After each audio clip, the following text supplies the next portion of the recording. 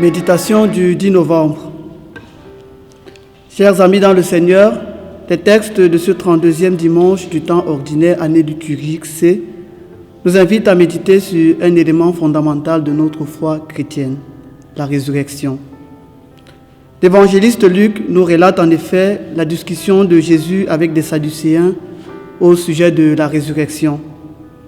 Les Sadducéens étaient des aristocrates qui appartenaient à la classe des prêtres.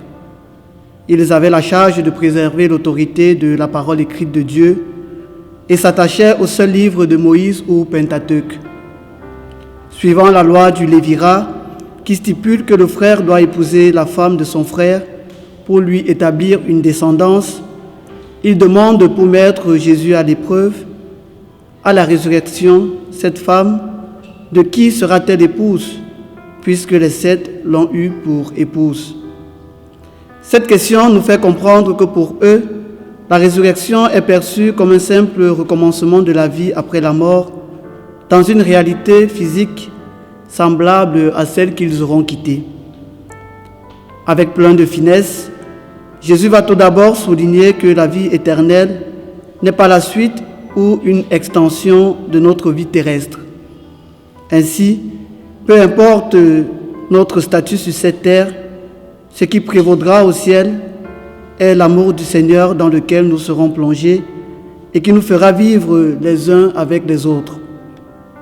Par la suite, Jésus, dans un grand raisonnement, va s'appuyer sur le récit du buisson ardent où Dieu rencontre Moïse au Sinaï pour montrer que notre Dieu est le Dieu de la vie. En effet, à la demande de Moïse, Dieu s'identifie.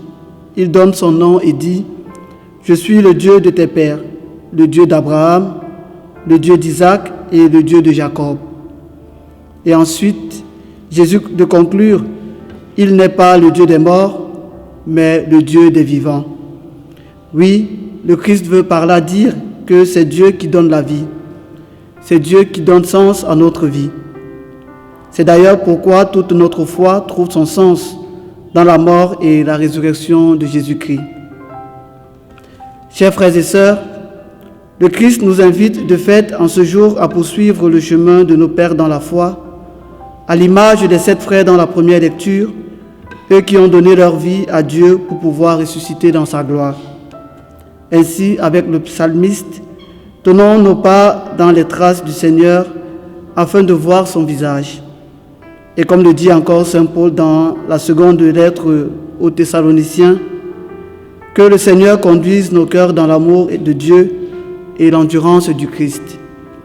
Puisse notre Seigneur nous donner donc la grâce d'unir notre vie à la sienne, afin d'avoir part avec lui à la félicité éternelle auprès du Père.